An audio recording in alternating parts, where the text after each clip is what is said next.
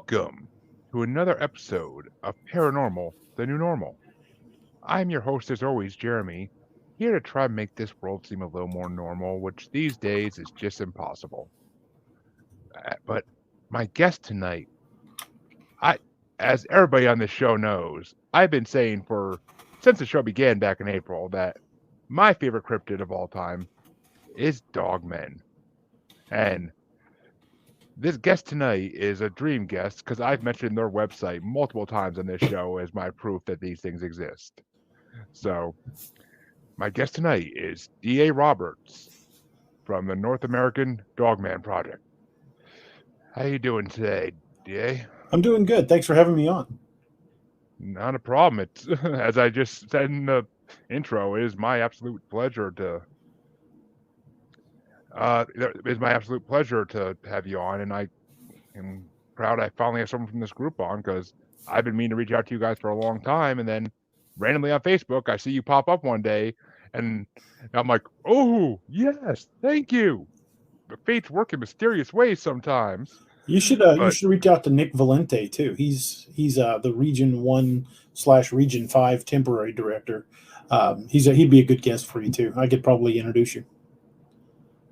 That would be freaking awesome. Nick's always a good guest.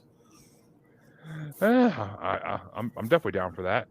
But first things first, the first question I ask everybody on this show is, what got you into the paranormal? Well, I've been interested in cryptids and all things that go bump in the night since I was a little kid. It all started pretty much with the Patterson-Gimlin footage and those old early Leonard Nimoy In Search ofs back in the 70s when I was a kid. But my mother used to tell me stories about when she grew up in a haunted house, and we had a number of odd things happen on our farm, and it just really fueled my interest in pretty much all things paranormal and cryptid. And I've been more on the cryptid side, but more recently I've been getting more into the paranormal than I used to. But I've just pretty much my entire life I've been addicted to everything that went bump in the night. Which, yeah, I mean, I find that's the most common answer for that question is it all starts in childhood because we all experience things, or we think we do, that we can't explain. Or unless you're like me and you experience nothing, and the fact that you experience nothing makes you more interested. Because then it's like, why am I not experiencing things when people I know are? So yeah, kind of two sides of the same coin. One or the other will get you interested in this field. Exactly. So the second question I always ask everybody is, have you had any experiences yourself where you actually have seen something, and it doesn't have to be Dogman related, it could be anything related, but well, I've had a few brushes with what I believe were Bigfoot, although they weren't visual sightings. But considering where I was and certain factors involved, there's really nothing else it could have been. But I do have a direct Dogman sighting, and I believe we captured one on video. interesting. You know, it's funny. We do on my other paranormal show, Global Strangeness, which is a discussion show. We just did Dogman 2 weeks ago. Nice. It was my choice, and I've been dying to get Dogman in that show for a while now. And we do it live on Twitch, and we actually brought up the NADP site and showed that encounter map. Nice. And we actually read off an encounter from Alberta, Canada, I think it was. There's a lot of sightings on there, and oddly enough, the majority of them are in the Midwest. Honestly, that's not too surprising because the Midwest is always where the Midwest and the South, and I also heard Pennsylvania and the Northeast. That's the only part of the Northeast I really heard is that. Maine's been a hot spot of late as well too. Oh man, I'm a manager for a company, and I'm a district. My district is in Maine. Don't tell me that. I'm gonna be spending some nights there eventually. You should look up the Palmyra, Maine incident. It's a terrifying Dogman encounter. I have a rep that works there, so that's interesting. I definitely will look that up. It's supposedly active even now. Well, these things just don't disappear, I don't think. So that makes sense. Hello, Facebook user. I'm CL, I'm guessing, but we'll see. But all right. So well, first things first. Any other experiences you wanted to bring up, Uh, possibly, or about just a little over a year ago, July 2021, Nick Valente and I were in Land Between the Lakes, political recreation area on the Kentucky-Tennessee border.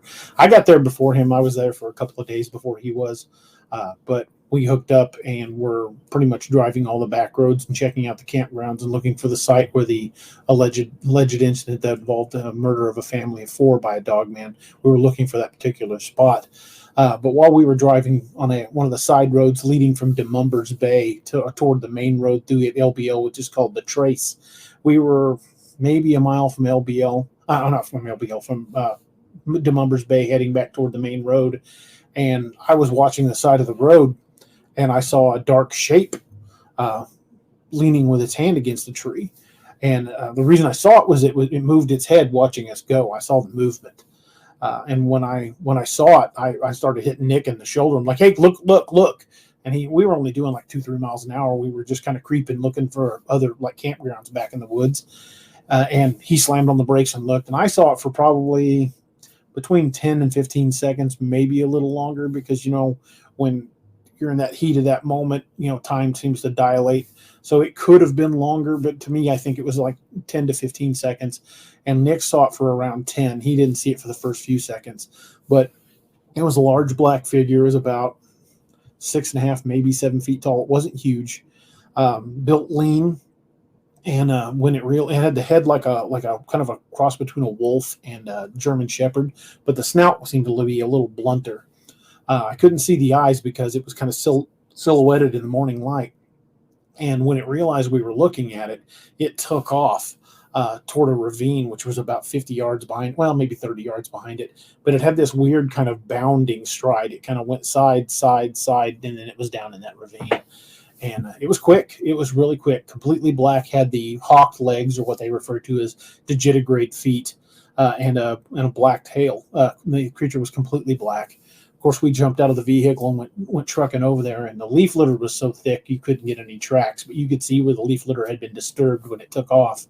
And we went right to the tree, and I could easily reach the spot where its hand was. So that's how I gauged. I'm just shy of 6 feet tall, and it was just a little over my head. So I'm thinking between 6.5 and 7 feet tall. But it was incredibly fast. Once it realized we were looking at it, it was gone in just a matter of seconds. Oh yeah, I believe at least that they have to be somewhat intelligent, like Bigfoot. Oh, I think so. I think they're very intelligent. But good question here, actually. Billy Dank asked, would you be more concerned with a face-to-face dogman or Bigfoot encounter? It depends on the type of Bigfoot. If it's just your standard Patterson Gimlin, I would be far more concerned about the dogman. If it's a Gugway, that's a whole other matter. Gugways, I think, are probably the worst thing you can encounter in the woods, short of a Wendigo. So I think I would be, if it was a Gugway, I'd be more concerned about it. But just your Patterson Gimlin, most commonly seen type of Bigfoot, I think that one would be far less aggressive than a dogman, because 90% of the encounters you take from people when they describe seeing a dogman, they use one of two words. They use demonic or hellish. These things are large predators, and if you've got one in your nose to nose with it, you're probably not coming out on the winning end of that. I can't imagine you would. No. And hello, Mila. Thank you for joining us. Hi, Mila. Sorry, I had to get a clean drink of water. My throat gets dry. Of course. So, and actually, you brought a couple things up in that statement I want to touch on, but sure. the first thing we'll definitely hit is, what do you think are the origins of the dogman? Do you think they've been here since the beginning of time, like the Bigfoot have, or do you think they are demonic entities, like a lot of people believe the beast of Bray Road is, and the beast of the Land Between the Lakes?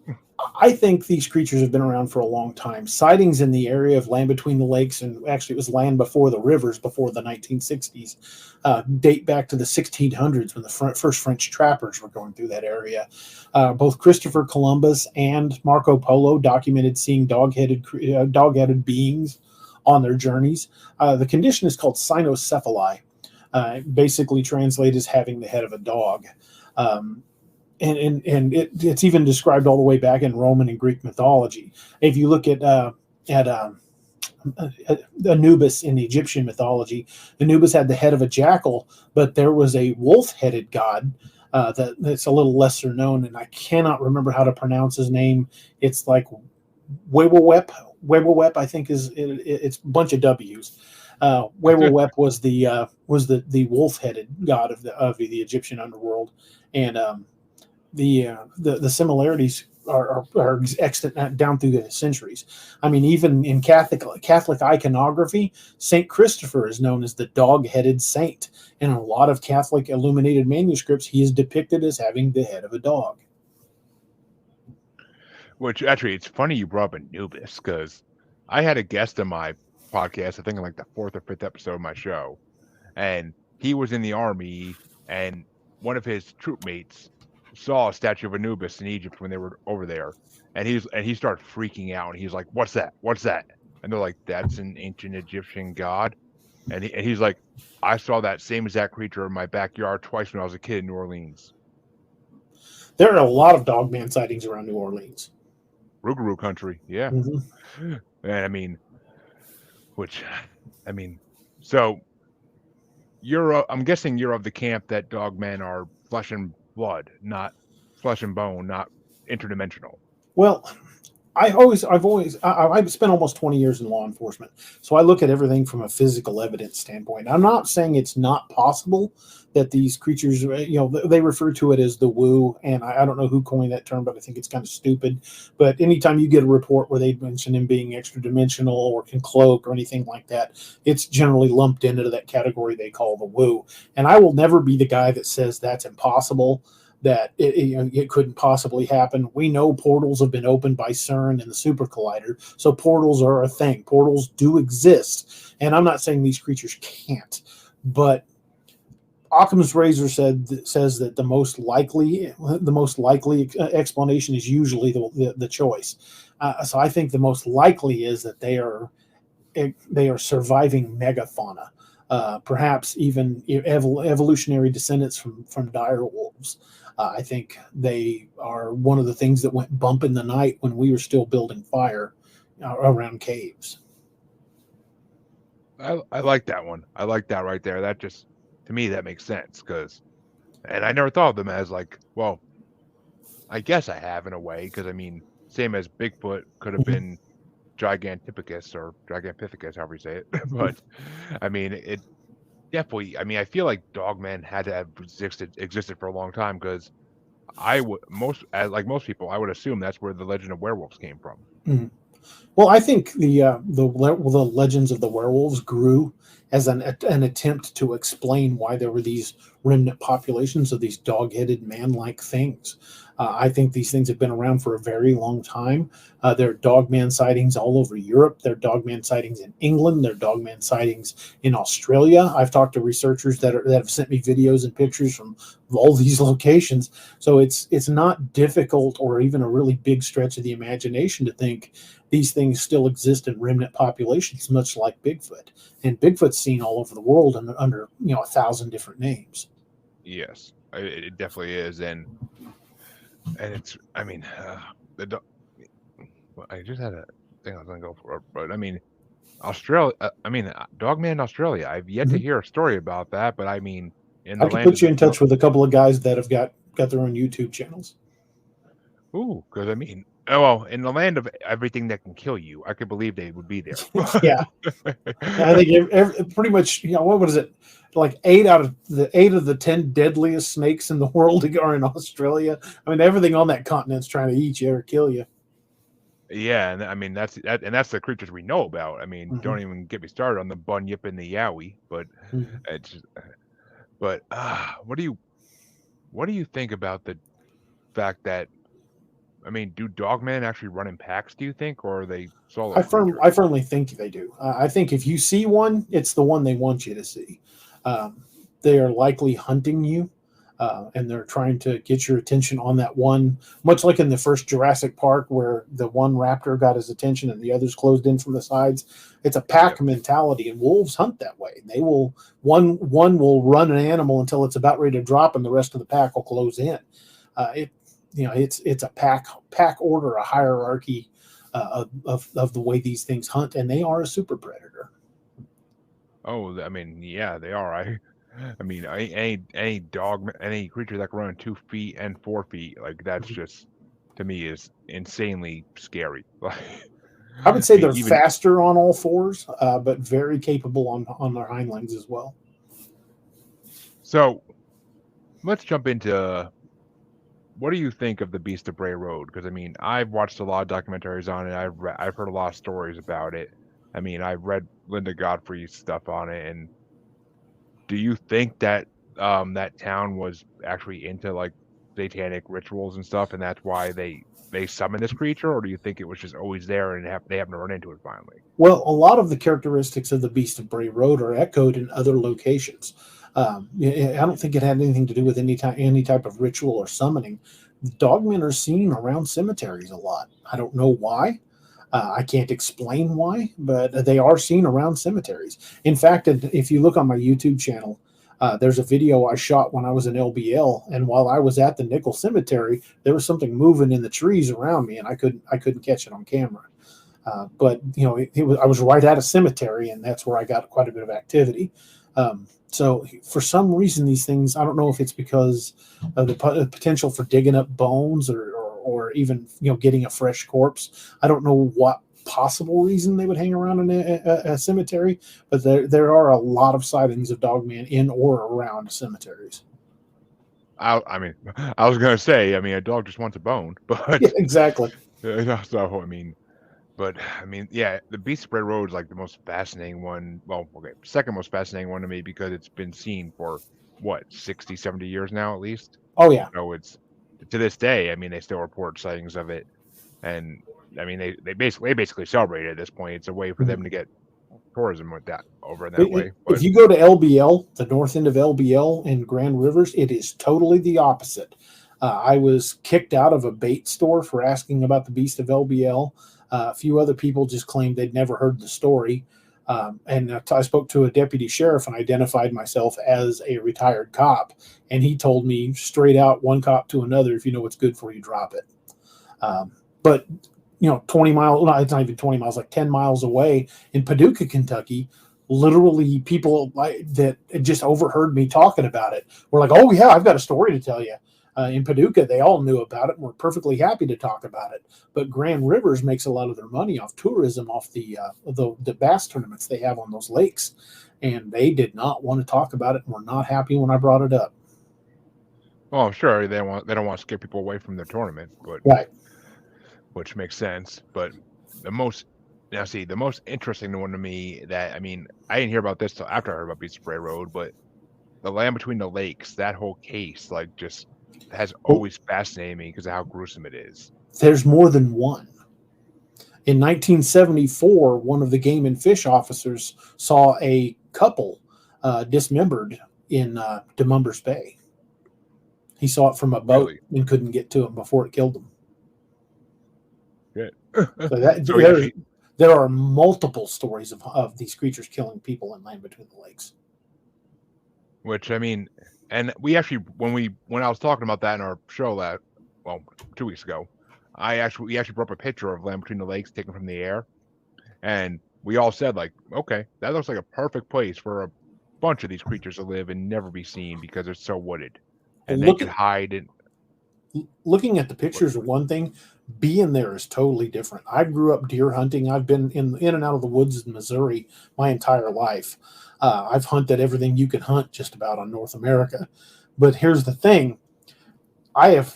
Anytime I've ever been out in the woods, you would always see signs of animals. You'd see squirrels. You might see deer. You might see turkey. Outside of LBL on the way in, I would see animals that would like roadkill along the highway. Where we stayed in Grand Rivers, there were deer walking around the campground. There were squirrels and birds and turtles and raccoons and possums. You cross that bridge across the canal into North LBL and nothing. In 4 days and 4 nights running around northern LBL, I didn't see a single animal. Not even roadkill. Which tells you something's definitely active there, and the animals know to either avoid that part or they're all getting eaten if they are there. Right. And there were two particular places where I'm generally, well, my mother used to say I would blunder in where angels feared to tread. She used to say that about me as a kid, and even as a cop, I always wanted to be the first guy through the door. Anytime we were doing anything, anything going, serving a warrant or anything like that, I always wanted to be the first guy through the door. I was the point guy on the riot team for almost 4 years. I always wanted to be that first guy in, and I was good at it. I was the idiot that ran toward danger instead of running away. But there were two places in LBL that freaked me out enough. I packed up my stuff and got out of there.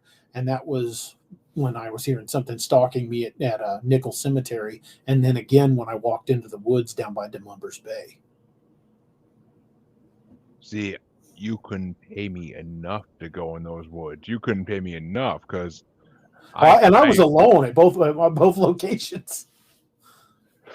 Oof, I mean, even if you had a gun with you, I don't know if it would help in these situations. I really don't, because they're fast and they're going to come at you from the angle they can get you. It would depend on how close they were when you saw them.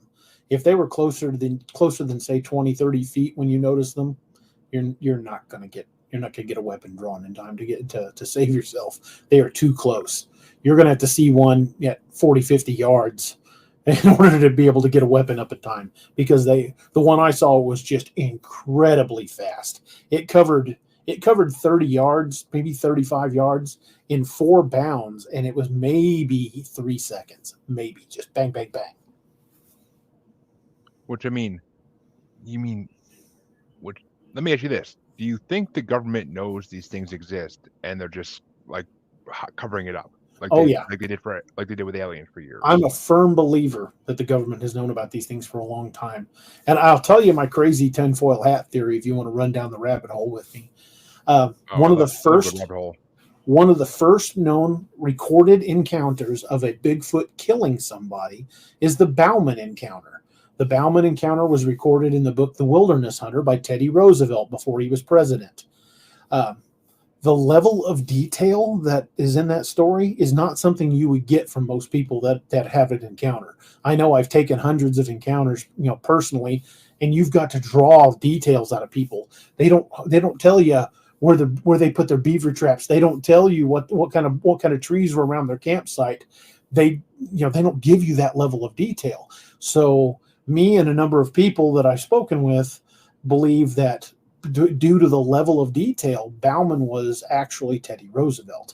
And the reason that he didn't report it as being him is he still had political aspirations and he didn't want people thinking he was crazy because he saw a monster in the woods. So if you accept that theory that Bauman, from the Bauman incident, was Teddy Roosevelt, you flash forward to Teddy Roosevelt as president, what's one of the first things he does? He creates the National Park Service, cordoning off millions upon millions of acres of land that we're still not allowed total access to today. Yep, which I never thought about that way, but that makes sense. And I mean, Teddy Roosevelt was known for being a huge outdoorsman and doing everything outside and killing every creature imaginable. Now, he hunted dangerous animals like Cape buffalo. Nothing scared the man, but something put the fear in him enough to make that national parks, make the National Park Service. Definitely. And flash forward to today, where are all these missing 411 cases that David Paulides is talking about? National parks. They are, which we can get into that in a second. Definitely do this. But hi, Emily. What part of Kentucky are you in? Emily, for those who don't know, is the host of WT Freak Live. Awesome. Another paranormal show. I don't know. What part of Kentucky are you from, Emily? I'm not familiar enough with you to know that. But so we just said it. What the heck? We just national park. So, which it's funny because I mean, Teddy Roosevelt killed so many things. Like you think if anybody would have discovered a Bigfoot and killed it, it would have been him. Like you would think. I would think, considering the unless he did, I bet he tried. Or he did, and it's just locked away in a government facility somewhere. Yeah, he may have brought in proof and said, we can't ever talk about this. But the crazy thing is, if you look at the missing 411 cases, the missing 411, the hunters where hunters who were armed and familiar with the area they were at went missing and no trace was ever found. Massive searches were established for these hunters, and no trace was ever found. And these guys had hunted the same area for years and years, and they were armed. Now, I've taken dozens upon dozens of encounter stories from guys who literally had a Bigfoot in the crosshairs of their rifle. My co-host on my show, Anthony Canatella, he had one in his rifle scope, and he didn't even believe in Bigfoot till he saw it through his scope. And now he's an absolute believer. But I've talked to so many hunters that literally had one in their scope and decided not to take the shot. I think the missing 411 hunters are ones that took the shot. Possibly, which we'll get to that in 1 second. But apparently, Ashley Hale, another person who's been listening a lot lately, she's in Kentucky as well. Hi, Ashley. Any of that area sound familiar to you? I have not explored Kentucky a lot. Most of what I've done was around Land Between the Lakes. Yeah, if you're going to be looking for Dogmen, that's where you need to go first. Is Land Between the Lakes. That was the whole point of the expedition. I believe it. And see, I would go there, but I would want at least 3 or 4 fully armed people with me in case something happens. There's backup in case something tries to kill me. Yeah, I'm the idiot that went in alone, even at night. Well, at night that'd be insane. Just that story of like the college kids that went up there and they built the campfire, and all of a sudden they hear something like around the campfire, and then when they finally start packing up and get ready to go, they hear that undogly even sounding howling and grunting that like it chased them out, scratching the back of their van. Yep. It's a classic story, but great story. It is, but it's just I've got another college kid story, but this one's from here in Missouri that I think you'll enjoy. Took a report from a guy. A group of college guys went out to camp in the Mark Twain National Forest. And, of course, being college guys, doing what college guys do when out camping, they were all drinking quite a bit. Well, one of them decided he needed to answer the call of nature, and he gets up and he walks out of camp, away from the fire, finds a tree, leans against it, and he's relieving himself. Well, from behind a big bush about 20 feet away, he starts getting hit with pine cones. And he's convinced it's his buddies. He's like, knock it off, and he still gets pelted with them. So he finishes and goes back into camp, and all of his buddies are still in camp. He's like, which one of you idiots was out there throwing pine cones at me? We're like, dude, we didn't leave the campfire. There was nobody out there. He's like, well, I'll show you where it was. So they go back out to the tree where there was still a puddle on the ground, and the bush was gone. The bush was gone. Yeah, it wasn't a bush. It was a Bigfoot crouched down, pelting him with pine cones. Oh, and actually, that does sound vaguely familiar, but I can't place where I think I've heard something similar to it. I've talked about it on my show a few times. It's one of the encounter stories I've taken. I thought it was a really good story. I'm like, you guys gonna go camping back out there again? He's like, not on your life. I don't blame him. I don't blame him either. But what do you think of the story of the family that got killed in LBL? That like with the daughter's body like up in the tree, and the fact that they try to blame it on a serial killer. Yeah, I think the event actually happened. I do believe it was a Dogman. And the reason I'm firmly convinced of this is Jody Cook, who is the founder of the NADP, actually interviewed 2 of the state troopers who were there. One of them was on his deathbed, was dying of cancer, and the other, late in life, decided he didn't give a crap what anybody said. He was just going to give his account. And Jody's got the recordings of talking to both those men and signed affidavits. So Jody spoke to eyewitnesses, and they basically said, yeah, we were told to keep quiet, and the reports were all basically buried. Which makes you think, yeah, it may be the Park Service, but there's got to be, the Men in Black, or, they're not called that anymore. Now they're called, I think, the Khaki Men or something like that, because they dress differently nowadays, because nobody wears a black suit and tie every right. day anymore. Little on the nose if you show up dressed as you're going to think you're one of the Men in Black or one of the Blues Brothers. I'll take 4 whole chickens and yeah, but we're on a mission from God.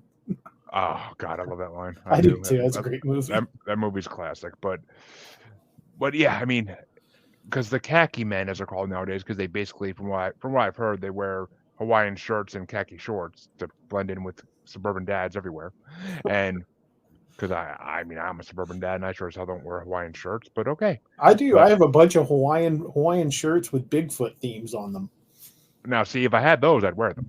They're on Amazon. If you go on Amazon and search Bigfoot Hawaiian shirt, there's like 1,000 of them. I'm slowly making a collection of them. I've got about half a dozen of them so far. I definitely have to look into that. But so, I mean, I think the Men in Black cover up more than just extraterrestrial sightings. I think so too. I think there's a lot of this where people are being told to shut up. There are channels who have been knocked offline. There are reports that have disappeared. I know, for where we believe we caught one on tape.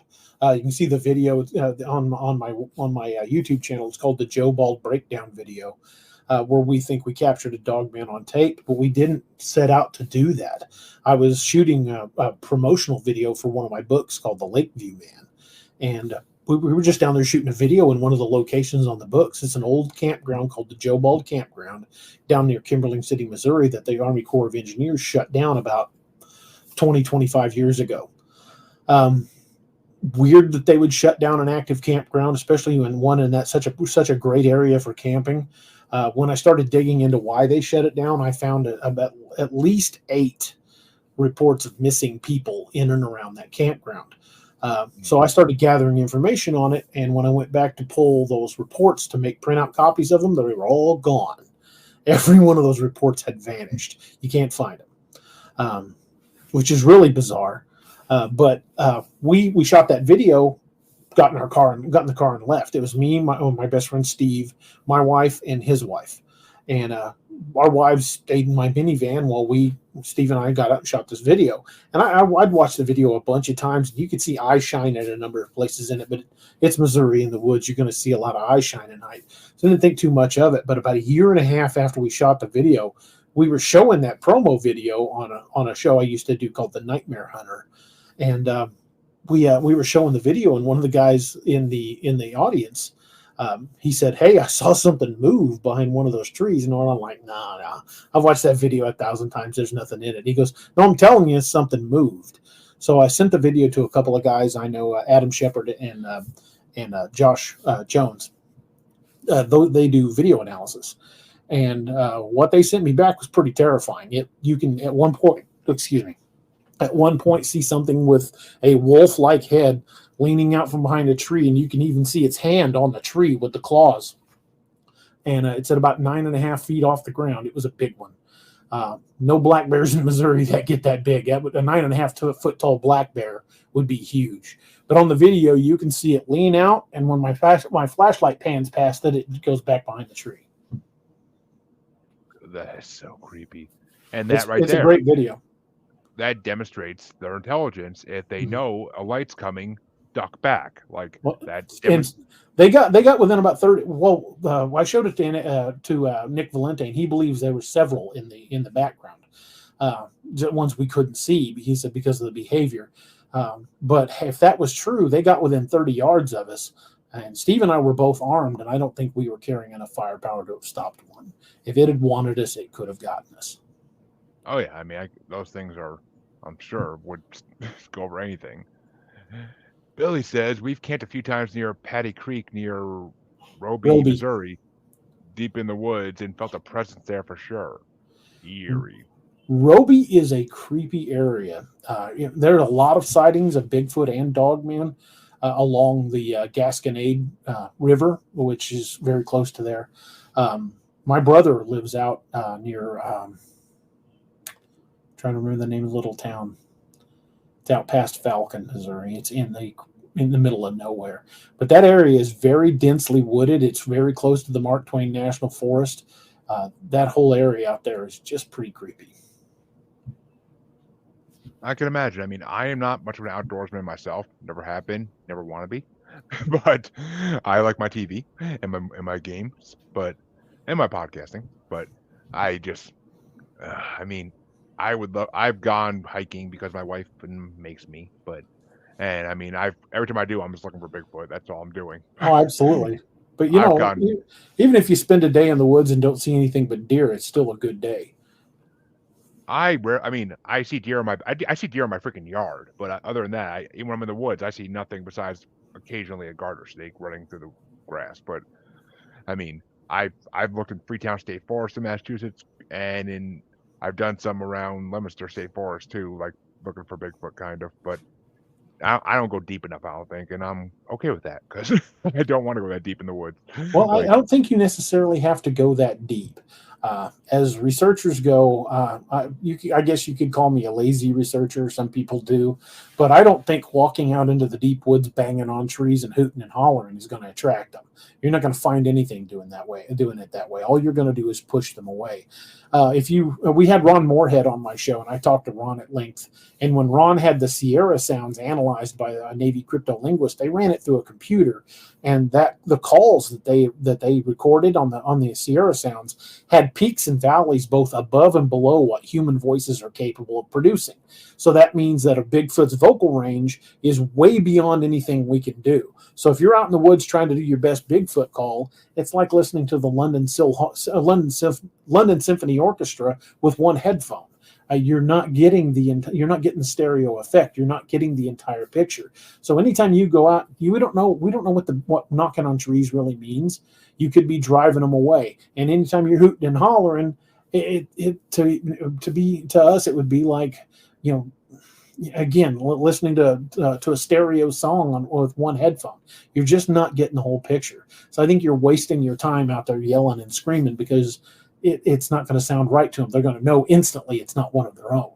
I've had the best results just setting a campfire and waiting for them to come to us. In fact, we just did that at an event a couple weeks ago, Fall into the Supernatural. Friday night, we had a bonfire out in the woods fairly late at night, and before we were even really fully set up around the fire, we were already hearing something pacing us in the trees.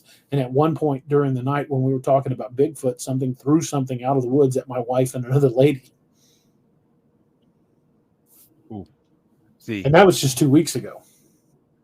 that's more balls than I'll ever have right there. If you want to go on I'm telling you, I have had far better results getting them to come to me because they are innately curious. They want to know what the hell you're doing in their woods, and nothing says, hey, look at me in the dead of night quite like a campfire.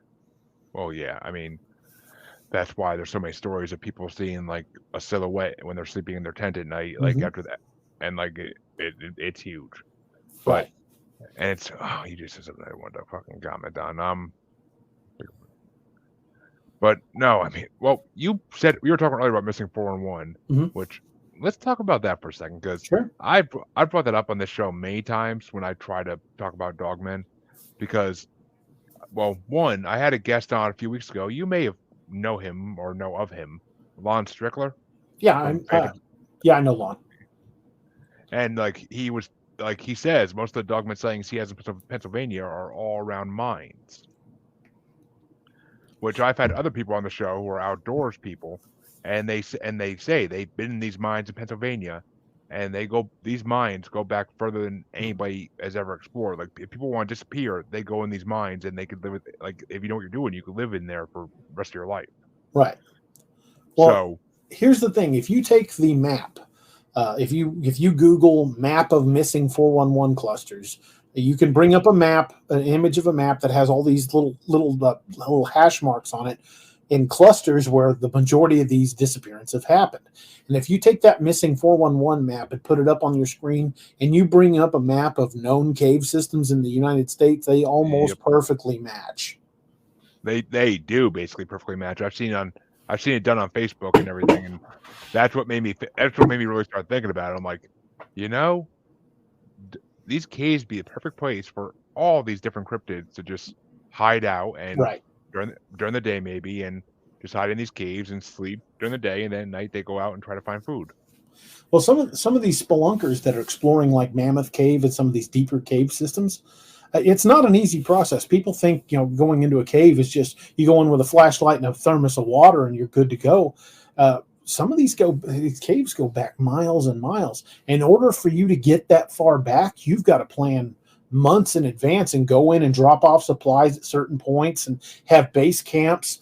and just continue to go farther, because you're limited to what you can carry in on your back as your supplies for exploring. You've got to have more batteries. You've got to have other light sources. You've got to have all these things to be able to see in these deep, dark cave systems. So exploring deep is a very, very difficult process, because if you've basically got to, at every checkpoint, you've got to leave more supplies and bring them in and ferry them into these points, so you can span out from these points and go deeper into the caves. But I've heard several people say that once they get a couple of days in, they start finding bones. Ooh, which I could believe. Do they say what the bones are from, though? From what I report, mostly animal, mostly large animal, like large ungulates, like elk, deer, even buffalo. Which makes you think, because there's no deer, elk, buffalo that's just walking into a cave and walking that far in. It's not happening. I mean, deer, maybe, if they're curious. Deer don't see, in absolute total darkness. They've got to have some sort of ambient light to see by. Even starlight is beneficial. But you get into a cave, if you get very far from the entrance, there is nothing. You cannot see your hand in front of your face. So there's no way they got that deep on their own. I mean, it's just too far to stumble through and hopefully find your way through. It's the odds of something that survives on its eyesight, like any animal on the surface of the planet, being able to go that deep without some sort of adaptation of night vision or the ability to build fire. Going that deep is almost impossible for anything short of, like I said, making these base camps and leaving supplies, unless you're something that's adapted to living under those conditions. Which brings you to my next topic, because I mean, I truly believe that dogmen and maybe even Bigfoot use these caves at different points just as shelters. Why not? Or highways. Which, because the Native Americans used to go through these cave systems and spend a month walking through one cave side to the other as a spiritual journey type thing. Which, what do you think of the pale crawlers or rakes, though, that people have been reporting in the last like 10-15 years? I know that people call the rake a creepy pasta, and I don't think it was made up. I know that people are seeing things like that. I think, and this is just my own personal opinion, I think the rake and these pale humanoids are types of Wendigo. Ooh. I think they're related to the Wendigo somehow. And you're not the first person I've heard say that either, or at least suggest that. But it's interesting because my wife, before we moved in together, she lived in her family house down in the Bridgewater Triangle. Mm-hmm. And she was sitting in the bathroom one night smoking a cigarette and like looking out the window in her backyard, and out of the woods comes this pale crawler looking thing, like a white humanoid, and it just kind of staggered around the backyard, kind of brainless, it seemed, like kind of like unintelligent, just staggering around like for a good 10-15 minutes, and then just slowly retreated and walked back into the woods. Which it was probably looking for something to eat. I mean, the Wendigo is the embodiment of hunger. So many Native American tribes have lore on these creatures that date back to long before any European settlers ever came to this continent. So there's got to be more to it than we give credit. The bad thing is we've basically, as a society, largely ignored Native American lore. And when you dig into some of the legends and talk to Native Americans, you find out that there's knowledge of these things, knowledge of Bigfoot creatures, Gugway, Dogman, going back, generations upon generations. And I give those stories so much credibility, because that's an oral tradition. It's not just a story somebody made up to make their kids behave. Oh, if you don't be good, the boogeyman's going to get you. These were tales, handed down from generation to generation of what to be careful of and how to avoid it in the woods. Well, I mean, okay, one, we don't use boogeyman anymore. We use Pennywise nowadays. Yeah, Pennywise. We all float down here. Yeah, and my basement has old vents that actually go up right to my kids' room, so I've had fun with that. I've had a lot of fun with that one. Just let a red helium balloon go up the vent.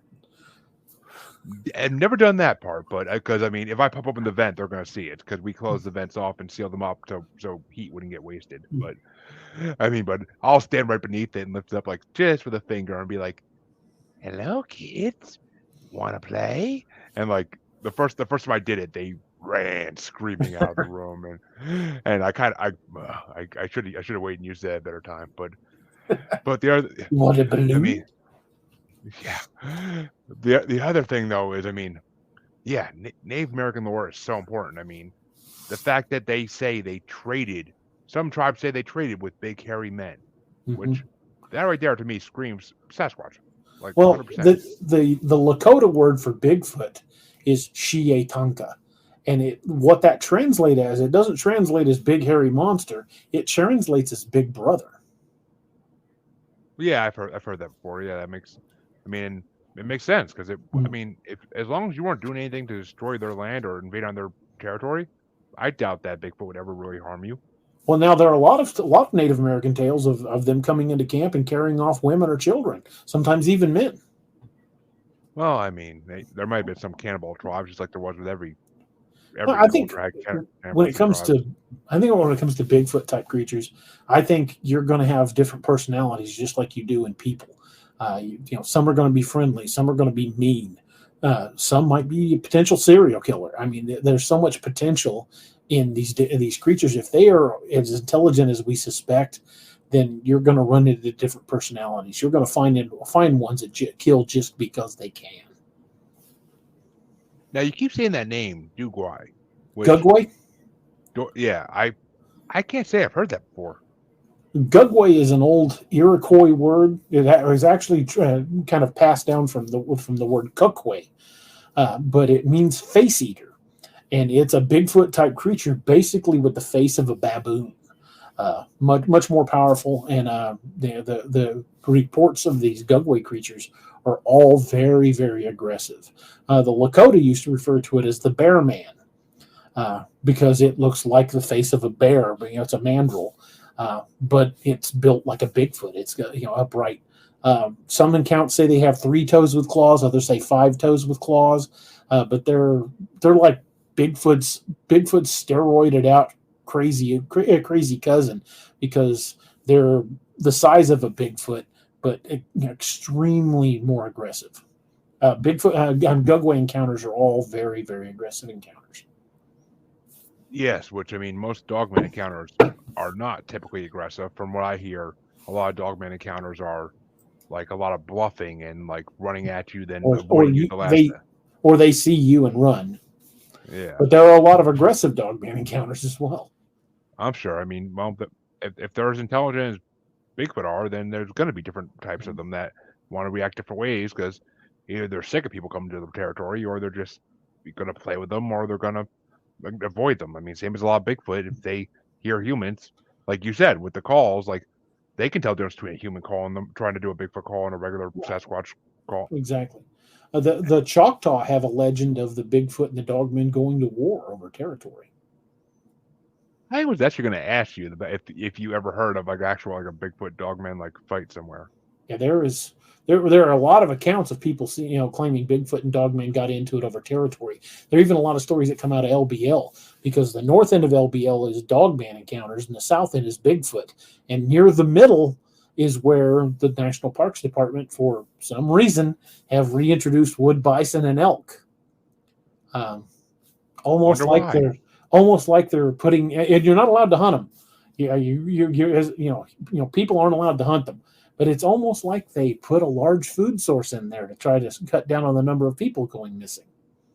You think? Yeah, it's really weird that they would put these massive ungulates in there with and just let them run. I mean, it's a food source. That makes sense. So Ashley asked, "What do you think the best book is to read about Bigfoot information or Native American stories of them?" The best sources I've ever had weren't in books.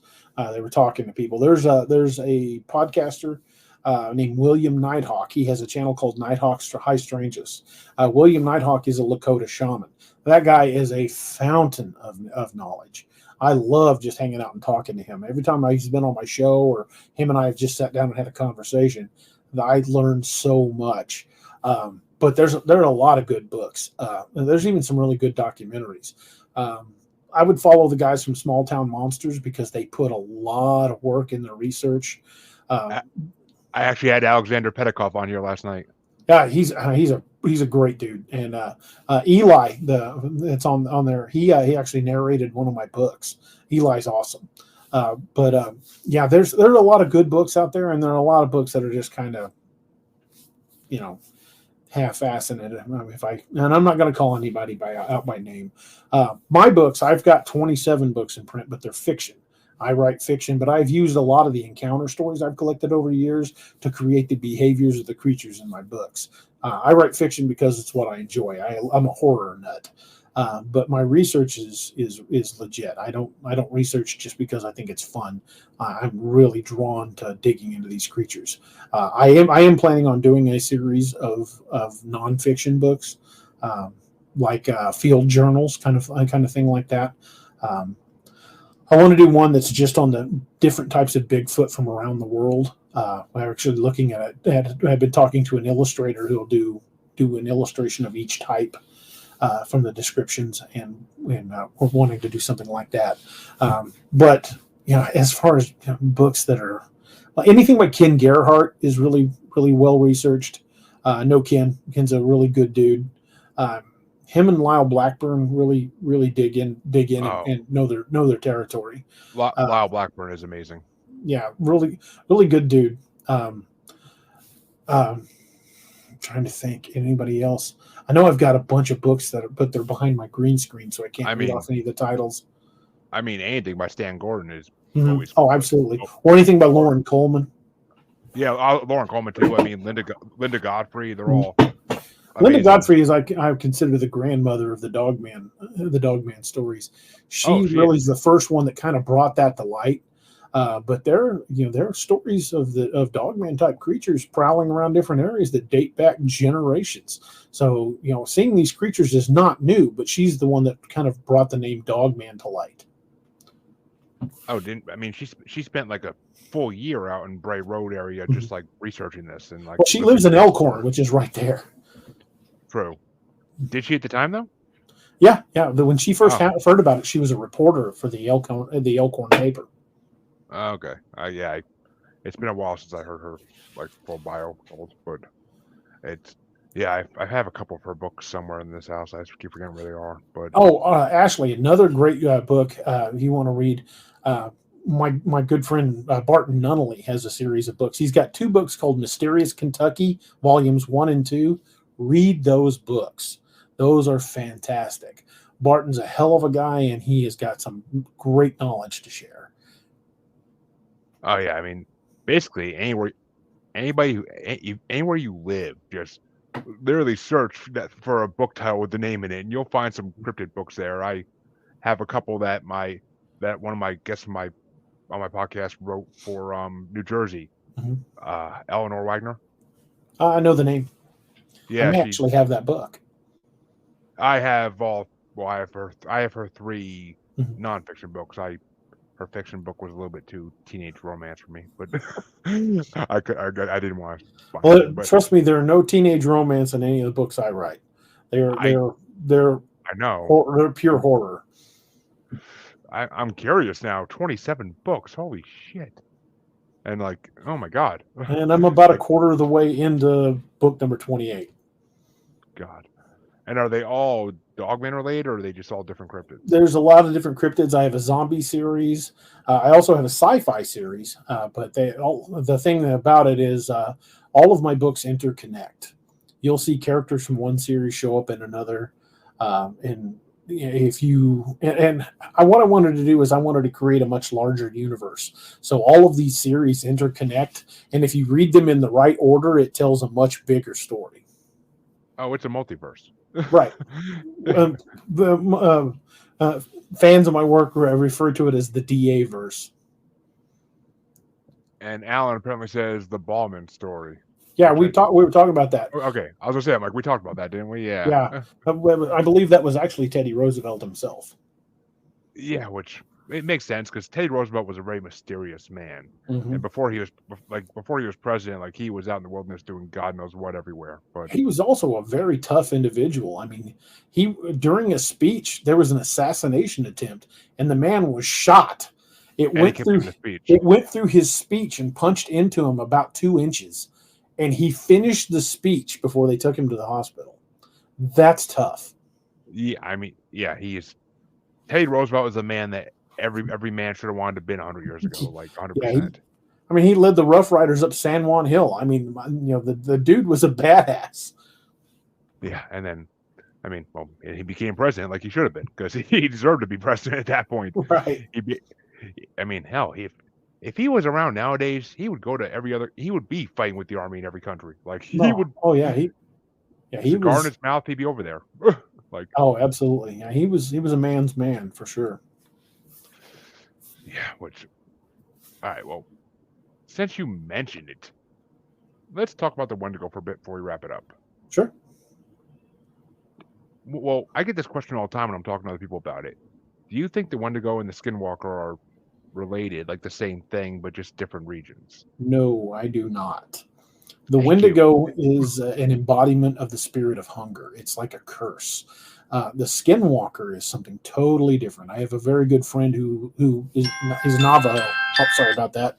Forgot my alarm was supposed to be going off. But I have a friend that is Navajo, and we've discussed the Skinwalker at length. And it is basically a shaman that goes as dark as you can possibly dark, like corrupt their soul dark.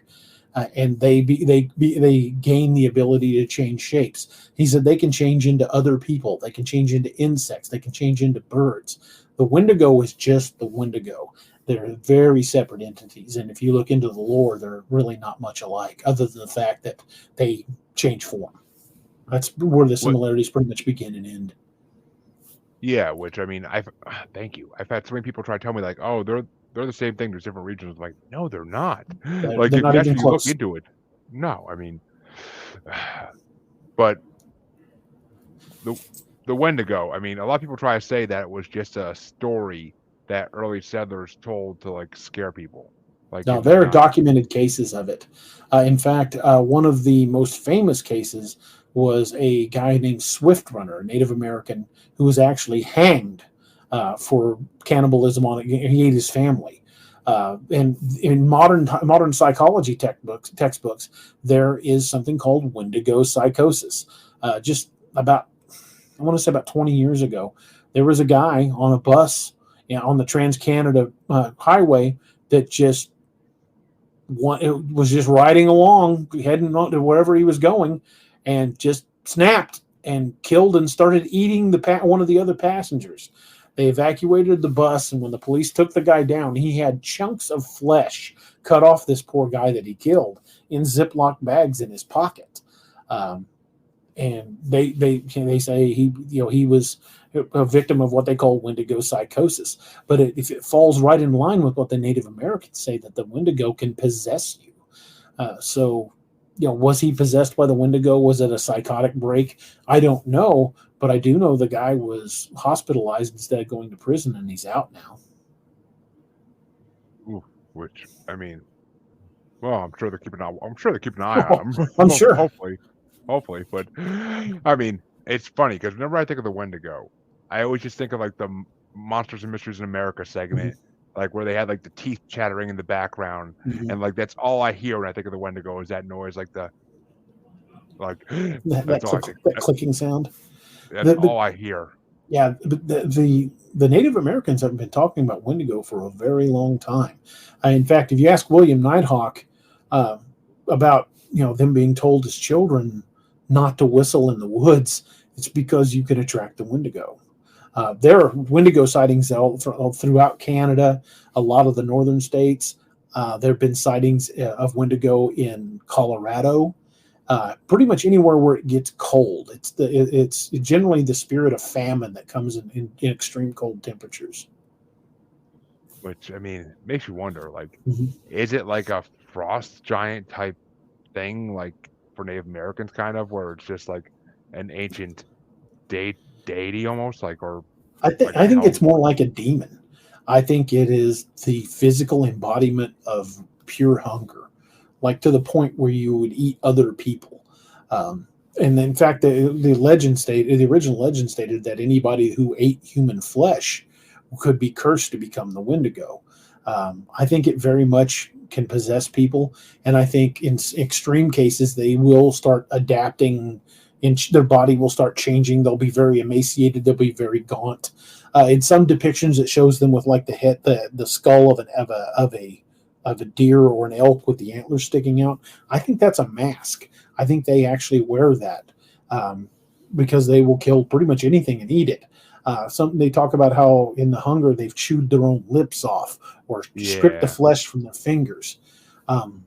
These things are very, very dangerous, and I believe that it is a purely metaphysical being. I think it's an ancient demon, the spirit, the embodiment of hunger, and I think it sometimes takes hold of people and doesn't let go.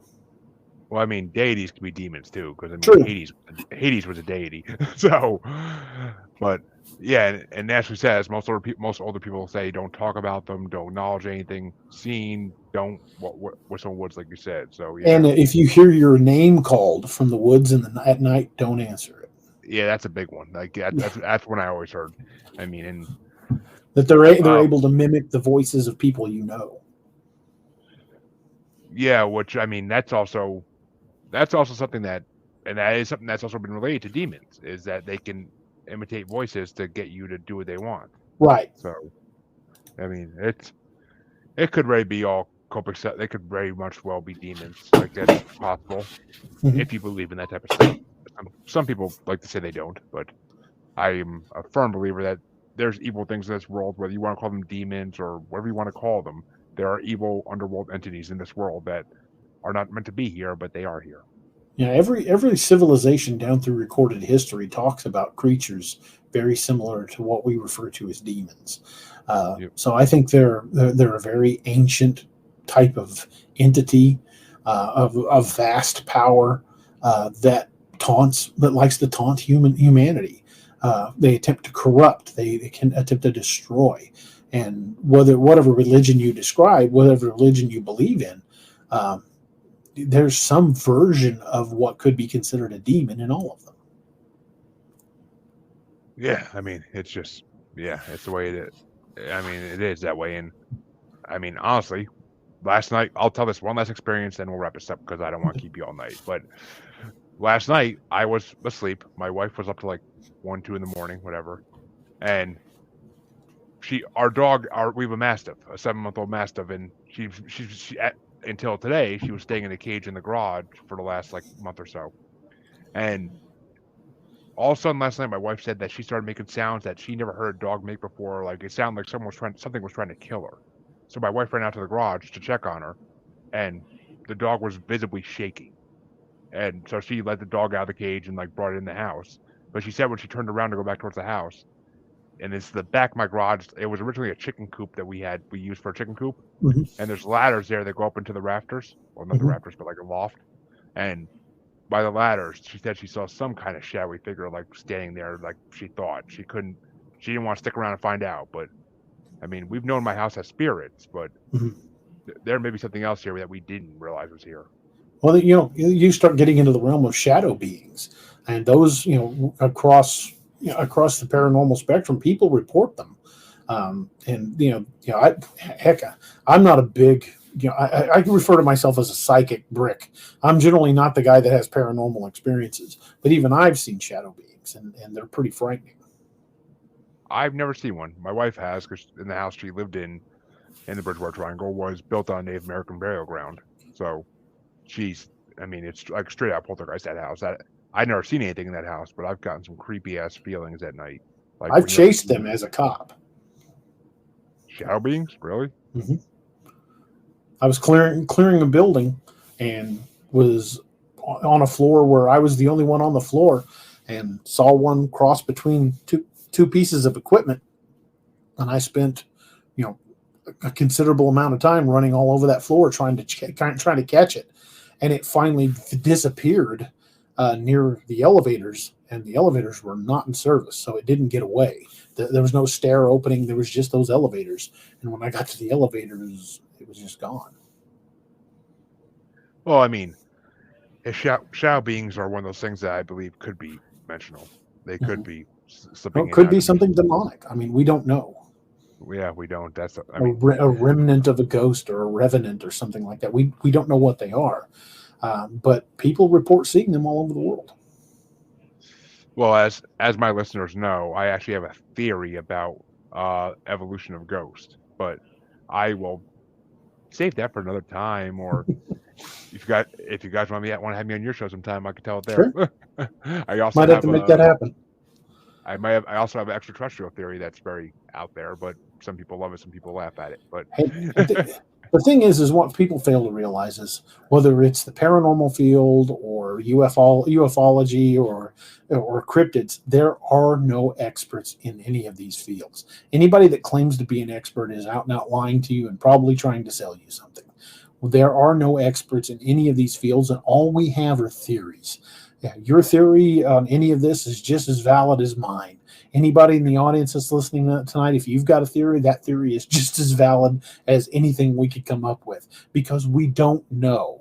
That's why we're digging into these fields. We want to learn more. We want to find facts, and by taking these accounts from people from all over the place, we can compare these accounts and look for commonalities of behavior, and that's how we start developing true knowledge on these types of creatures, be it cryptid, be it ghosts, be it whatever. We look for commonalities in the sightings, and that's how we start developing patterns of behavior, and that's what we're actually going to be able to build off of. That is going to lead us to a final answer. which I agree that 100%. I say on the show all the time, we know nothing about any of these things. We just think we know things, and Right. we can't prove it. We can't prove any of it yet. We can't prove any of Right. it yet, but I think the time's coming where we will be able to prove some of it eventually, but that time is still not near. So, DA, tell them where they can find your show and where they can find your books, and just sell yourself basically. Awesome. Thank you. You can check out all of my books and all of my writing at daroberts.net. There's actually a link to my podcast on there as well. You can find my podcast on YouTube, and it's actually part of the Parapost Network as well. You can find it on my Facebook pages. But the show's called Ex Machina. We generally have a show every Wednesday and Saturday night, unless I have a convention appearance or have to be out of town for some reason. But you'll find us on Wednesdays and Saturdays at 8 p.m. Central. We generally run about 2 hours. Sometimes we'll go a little long if the conversation's really flowing. But I've seen some names in your chat that I recognize from mine. So if you guys haven't checked it out, I hope you guys will swing by Ex Machina. You can find that on YouTube at youtube.com/DARobertsAuthor. And hope you like, share, and subscribe to the channel, and hope to see you guys in the chat there as well. Go check them out, people. I mean, yeah, and it's Parapost, so it's definitely some of the same watchers, I'm sure, because Parapost has some fans. And I think AJ could pass and forget me on Parapost, but and for all my listeners, you know where you can find me. The outro will follow. Have a good night, everybody. Thank you for watching. I will be back on, I believe, Monday with my next paranormal interview. So I'll be back on Monday. I will see you then. And I want to, of course, thank DA for coming on, because it's been an amazing episode, and I can't wait to release this towards the middle of November. Oh, my pleasure, man. Thank you for having me on. No, definitely my pleasure as well. Thank you. Have a good night, everybody.